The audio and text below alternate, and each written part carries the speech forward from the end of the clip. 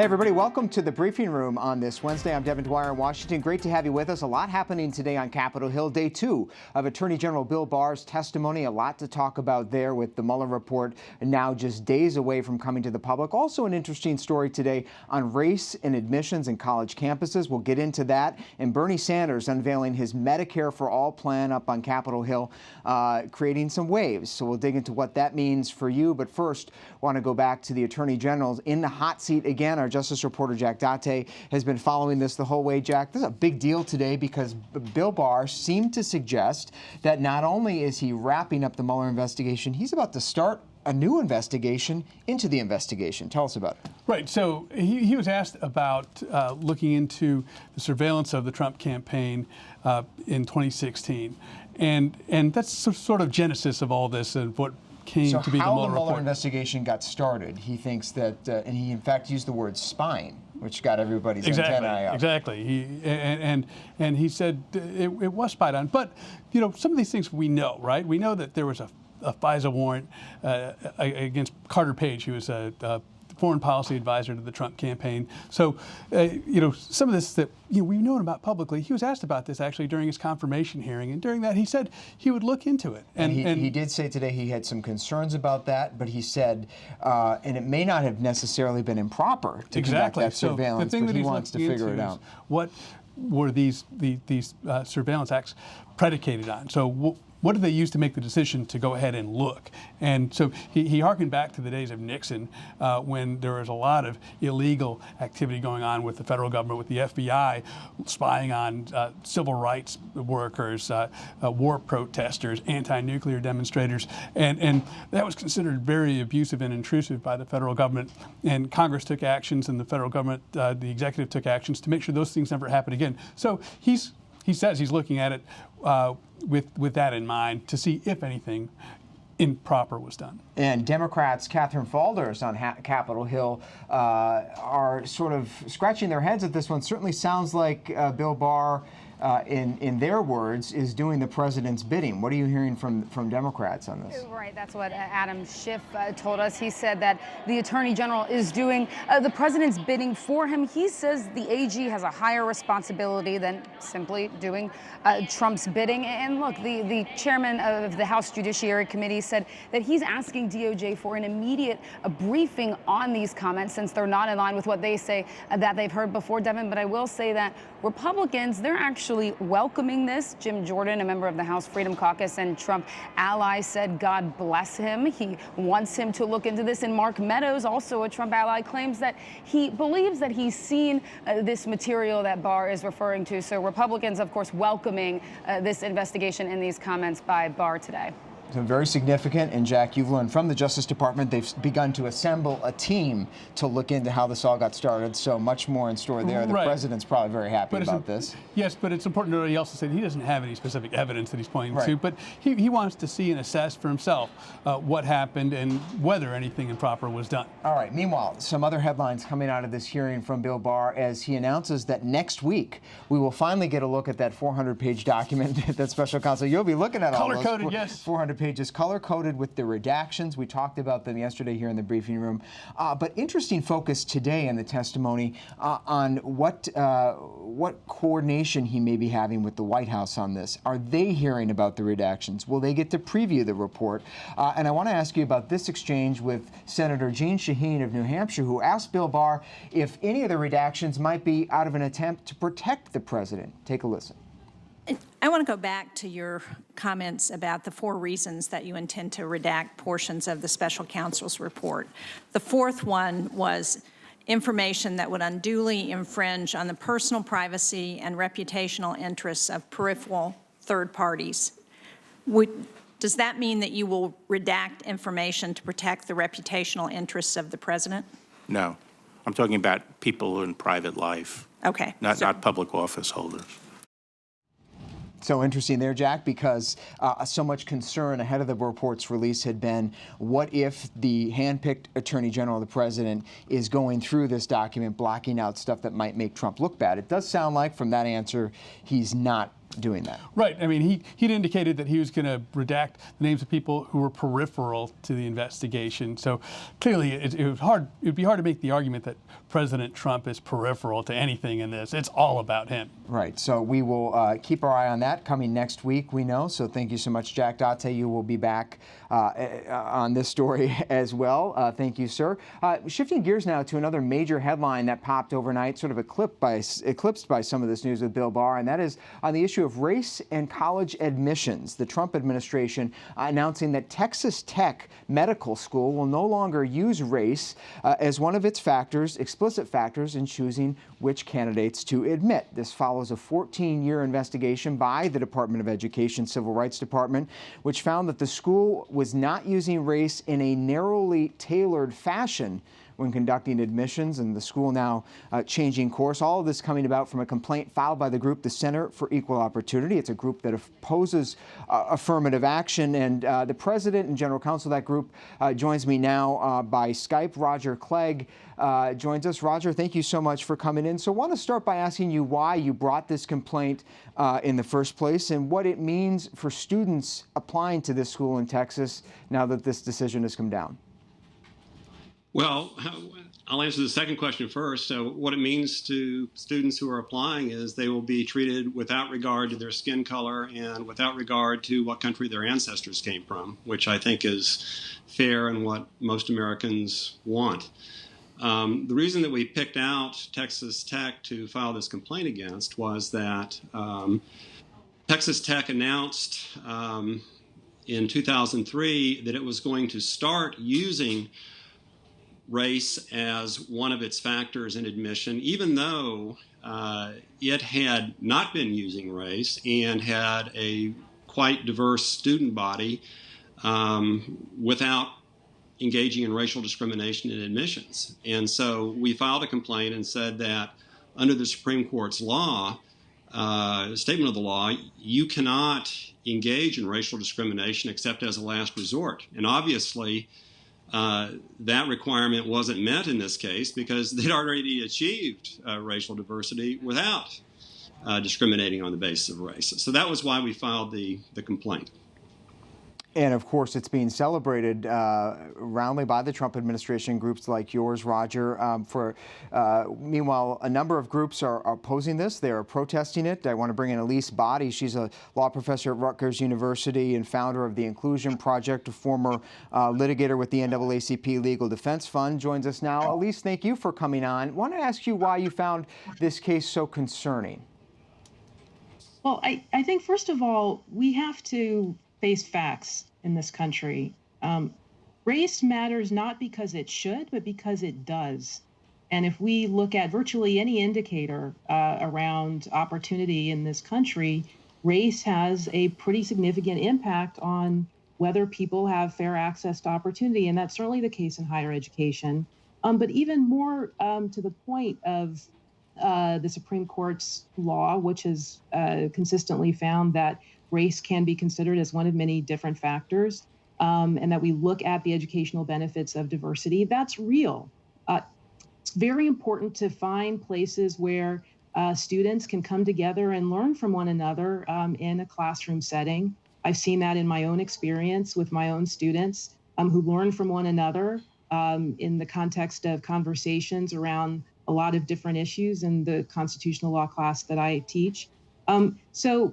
It's significantly important. It's a measure of who we are as a nation, that we make sure that pathways to opportunity are open to everyone and that no one is denied an opportunity to attend a college or a medical school because they've had some disadvantage in their lives. And Elise, a lot of people might support, including some opponents of affirmative action, the idea, as the Supreme Court affirmed, that diversity in the educational setting, as you were saying, is very important. It's valuable.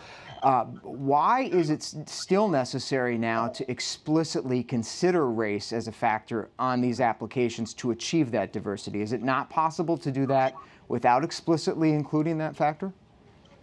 Well, certainly, I mean, it's if a university can achieve diversity without considering race, that's what the law requires, and that's fine. We want to make sure that we can achieve diversity without considering race, if that's the best possible path. But I think at the end of the day, we just have to grapple with the fact that diversity remains a critically important path to creating opportunities in education, and also creating spaces where people can come together and learn from one another. And if you have to consider race explicitly to do that, then we should. Race, as I said before, race continues to matter in this country, not because it should matter, but because it does, and we have to be real about that. The Trump administration's education secretary today was up on Capitol Hill in the hot seat for a hearing on the education department. This case, the Texas Tech medical school case, did come up. It was one of the first questions asked. I want to play a little bit for both of our guests of that exchange. Take a listen. What is the administration doing to increase the number of African-American men in medical school today? Well, from the department's perspective, we are continuing to follow the Supreme Court's guidelines around use of different measures in admissions, and will continue to do so. We acknowledge that it's a desirable goal to have a very diverse population in every educational setting. And so what is the administration doing to increase the number of African-American men in medical schools? Well, I don't think that we have an offensive measure to try to do it. It's certainly up to different institutions to both follow the Supreme Court rulings in this matter and also to follow the own mission of their schools. Does that mean you're doing nothing? It means that we're following the laws that we're charged with following, and will continue to do so. Roger Clegg, want to bring you back into this. Where do you fall on the merits of having a diverse educational environment, and do you see any role for the federal government in creating such a setting at America's universities? I think what the federal government should be doing is making sure that the best qualified individuals have the opportunity to apply to medical school and are treated fairly when they apply to medical school. And that means not giving anybody preferential treatment on the basis of race or ethnicity or sex. And I think that with respect to what Professor Boddy said, what you want to ensure is non-discrimination and equal opportunity, you don't do that by engaging in discrimination. If you want to give special consideration to people who have not had an opportunity, who have overcome disadvantages, that's fine. But there are people of all racial and ethnic backgrounds who face hurdles and who are disadvantaged. You shouldn't use race as a proxy for who's disadvantaged and who isn't. And you don't improve race relations by systematically dividing Americans according to race and ethnicity and giving some people special treatment on that basis. The focus should be on merit, on admitting the best qualified people. It shouldn't be done in a way that looks at somebody and says, well, we want you because you will help us meet our quota in achieving a predetermined racial and ethnic mix. That's wrong, that's unfair, that makes no sense. And Professor Boddy, one of the next sort of front lines in this national conversation on affirmative action is the Trump administration's investigation of Harvard and Yale for the alleged disadvantage of Asian applicants at both of those universities. What does this case at Texas Tech tell us about where that investigation might be headed, and what do you see, what will you be looking for in those cases? Well, I can't speak to what the Texas Tech case will mean for the investigations at other universities. But let me just say this. First of all, I agree wholeheartedly that we should be looking for the best qualified people to enter the medical profession, to go into all of the different professions that are represented in this country. The question is, how do we measure merit?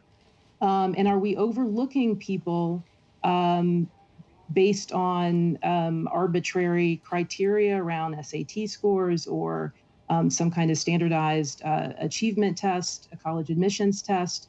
The fact of the matter is that we have seen that people can do very well in institutions of higher education if you give them a chance, if you give them an opportunity. And so one of the things that we need to do is to eliminate arbitrary barriers to opportunity in higher education. But with respect to the point about why race matters, it's just plain common sense that race continues to influence the life experiences and perspectives of many different people. If we go back to the medical school context, we know about the tremendous amount of conscious and unconscious bias in the health profession. We know that having doctors who understand their patients and understand what they've gone through, and those experiences are heavily influenced by race, that it matters to have people who can attend to the medical needs of their patients, and race is a factor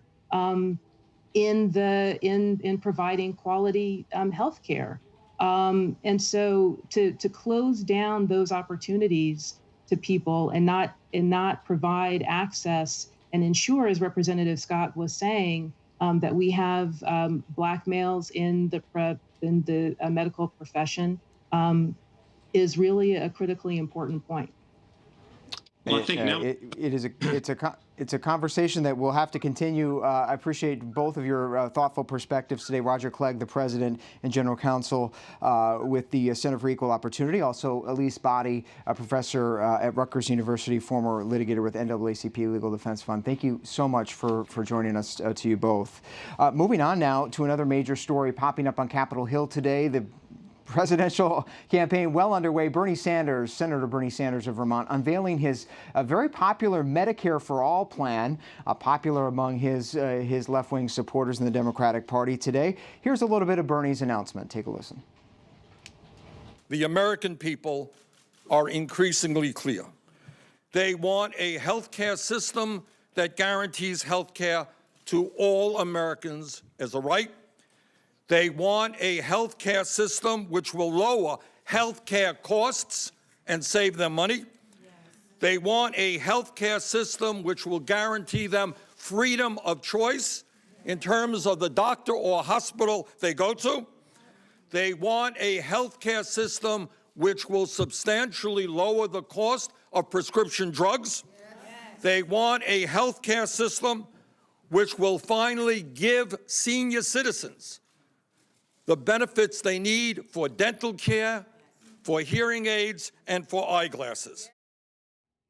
All right, our Catherine Faulders was there. Catherine, this has been a hot topic, not just among Bernie supporters, but among a lot of 2020 Democratic candidates joining his team on this, but also some drawing a pretty different track on health care. Yeah, look, the party seems to be split over Bernie's plan here. Obviously, he's to the left of this idea. But you saw there in that event today, 2020 candidates signing on to this. Booker, Gillibrand, Harris, and Warren, for example. So it's become more popular. It's gained more popularity among Democrats, particularly some of those 2020 Democrats. But it has little chance of passing right now a Republican Senate, and the party is split over this, Devin. Several Democratic Party leaders have said this plan is too disruptive, they say, and expensive. According to one estimate last year, there's an estimate that said it could cost $32 trillion over 10 years. So the party's still very split on this, but it is gaining popularity. It sure is, especially with Bernie Sanders' promise of no out-of-pocket medical costs for anybody in the United States when at time of service, that is. It will be needed to be paid for somehow. We caught up a little bit earlier with Dr. Perry Tsai, the national president of American Medical Student Association, who was at the Bernie Sanders event today and told us why he thinks Medicare for All is important given his experience on the front lines. Take a listen. So as a medical student, I was learning all these drugs, I was learning all these procedures, and learning how to take care of patients.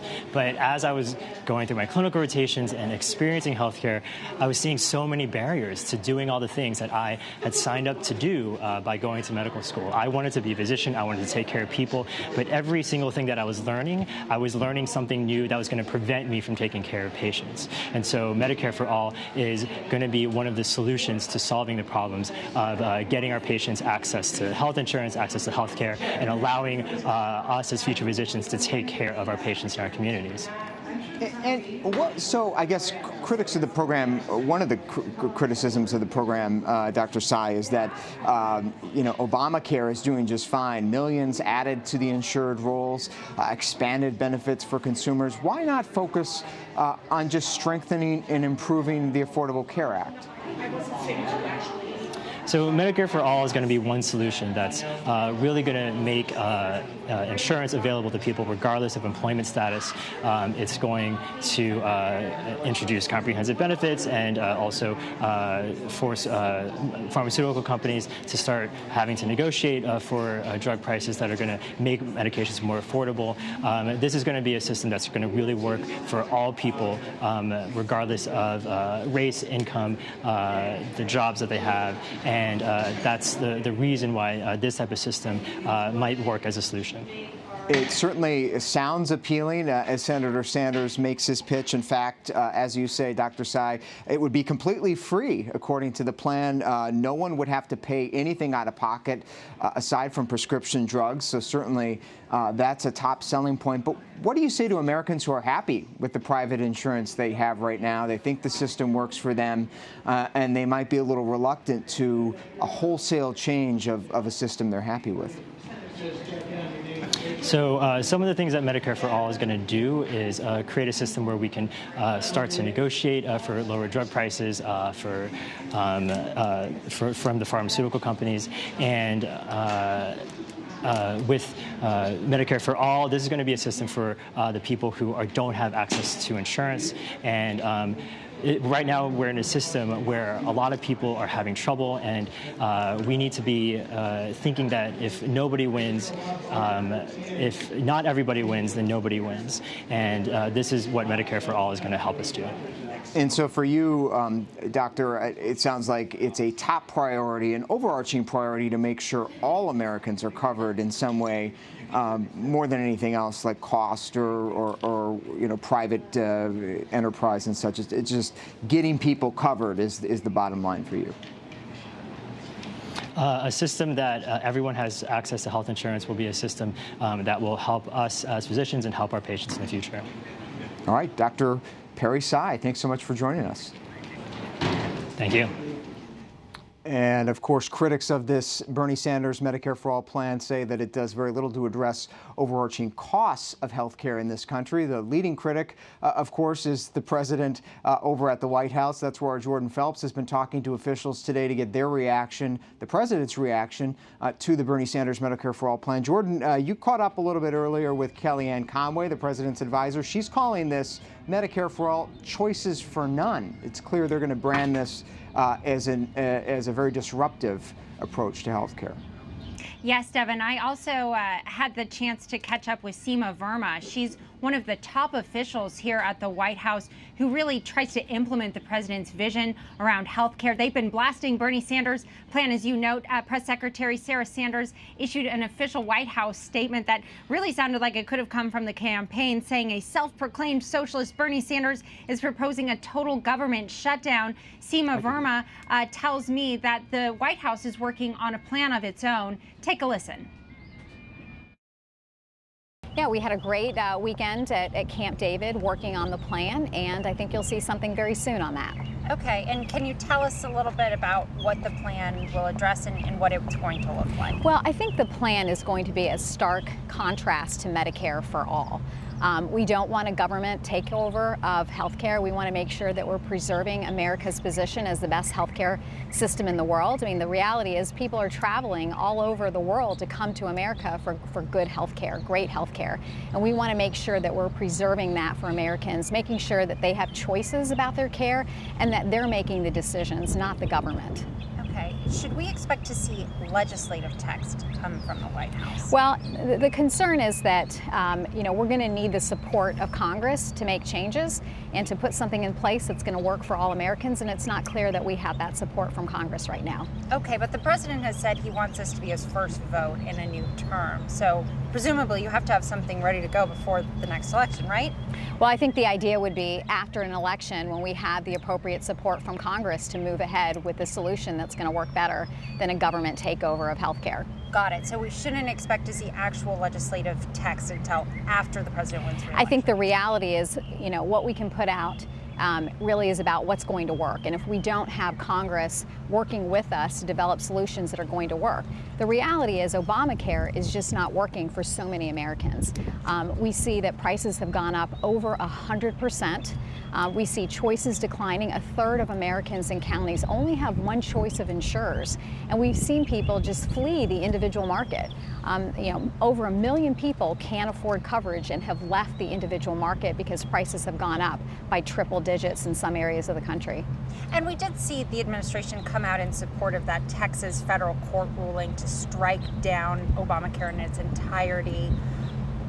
Is that at all risky, considering that there's not a plan B in place right now for those people with pre-existing conditions? I think that we've always said that the individual mandate is unconstitutional, and the courts agree with us. And we're looking forward to putting in a plan in place that's going to work better for Americans, that's going to address the drivers in healthcare costs. Because I think that what we're talking about now is just saying, let's have the government pay for everything. That's a cost of $32 trillion. And today we're hearing that that would essentially increase taxes for middle-class Americans. So we need to come up with a plan that assesses and addresses the drivers of healthcare costs. Okay, but you don't have that plan ready yet. We will be releasing a plan very soon. Okay, and what do you say to those people who might have pre-existing conditions, who the president campaigned saying, I will protect you? What do you say to those people who are currently worried that this law could get completely struck down and they'll be without coverage? We have been very clear through the entire time that we've been here that we will protect people with pre-existing conditions. You've heard that from the president, from the secretary, you've heard that from me. And we are committed to that aspect, and our plan will include protections for people with pre-existing conditions. All right, Jordan, thanks for your interview there. Fantastic stuff. Of course, reminding everybody that as this case in Texas proceeds, they actually don't have a plan on the table yet. And interesting, she talked about wanting to sever the individual mandate from the law, but actually the administration's taking a much broader view, right? Yeah, Devin, this case says that it would completely strike down Obamacare altogether. And that, of course, would leave those people with pre-existing conditions who the president campaigned saying he would protect without coverage should that law go down. And as you heard her say, there is no legislative text in the pipeline.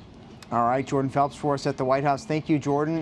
Before the president left today, he made a little bit of news on immigration. He's down in Texas right now for some fundraisers, 2020 fundraisers this evening. The president announcing just a short time ago to reporters there that he plans to send more troops to the southern border, as you see him meeting with fundraisers and donors.